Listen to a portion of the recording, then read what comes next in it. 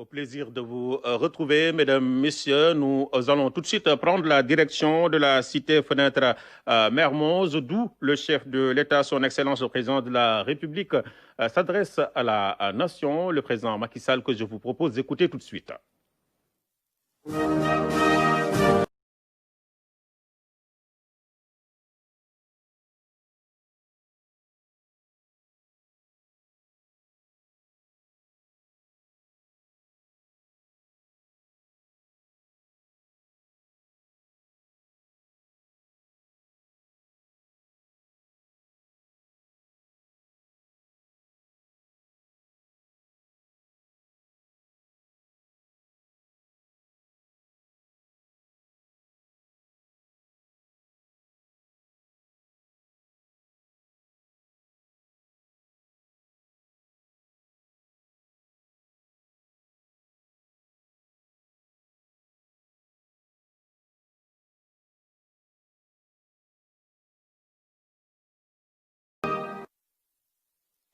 Mes chers compatriotes, en raison du confinement qui ne me permet pas d'accueillir, je m'adresse à vous ce soir par visioconférence.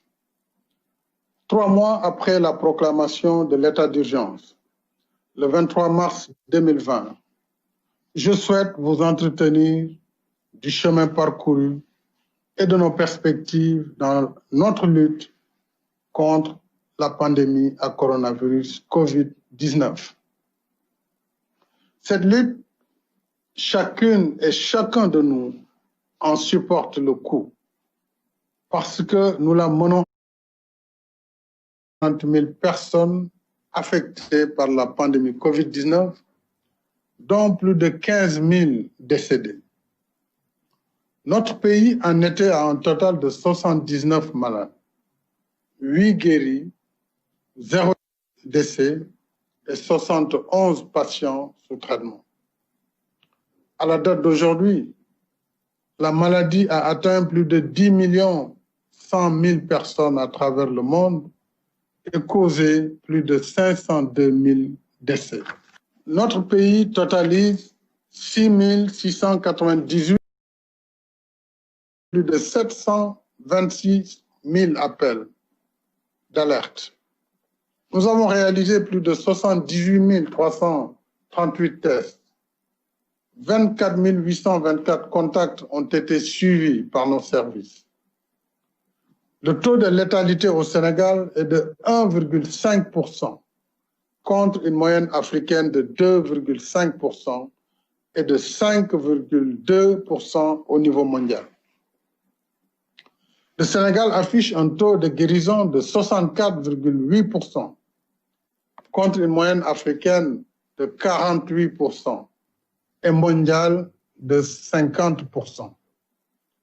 À l'échelle nationale, les statistiques montrent que les principaux foyers de la pandémie sont essentiellement localisés dans les régions de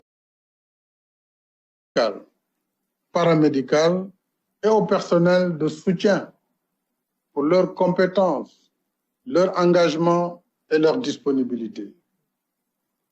Je réitère nos remerciements aux autres services de l'État mobilisés dans la riposte, à notre dynamique et dévouée administration territoriale et à nos vaillantes forces de défense et de sécurité déployées dans le cadre de l'état d'urgence. En dépit de nos performances dans la riposte sanitaire, je dois cependant rappeler avec insistance que la lutte contre la pandémie n'est pas encore finie. La maladie est toujours là et toutes les projections montrent que le virus continuera de circuler. Respecter la distanciation physique, éviter les rassemblements non nécessaires, limiter les déplacements et porter correctement le masque. Il est établi que le port du masque réduit considérablement la circulation du virus. Et je rappelle qu'il est obligatoire dans les espaces publics, les lieux de travail, publics et privés, les transports et les commerces. Dans ce front uni que nous menons contre ce terrible fléau, le port du masque est à la fois une mesure de protection de soi-même et de son prochain, mais aussi un acte de civisme et un engagement patriotique vis-à-vis de la nation.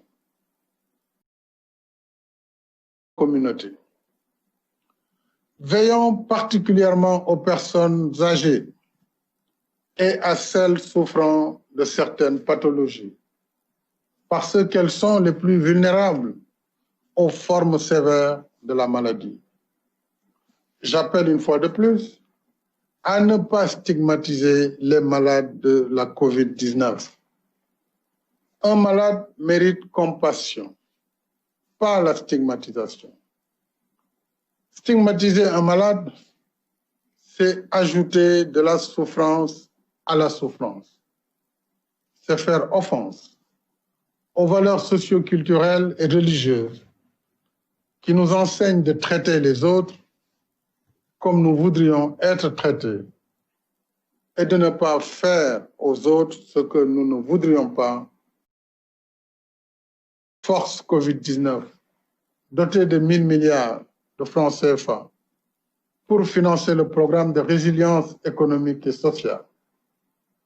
Ce programme qui vise à renforcer nos systèmes de santé et soutenir nos ménages, notre diaspora, nos entreprises et les salariés est en cours d'exécution. Sur la composante santé, le programme nous a permis de dérouler sans tarder notre stratégie de riposte à la pandémie par l'achat massif d'équipements et de produits médicaux, le relèvement substantiel du plateau sanitaire existant, l'aménagement et l'équipement de nouvelles structures de traitement des épidémies, soit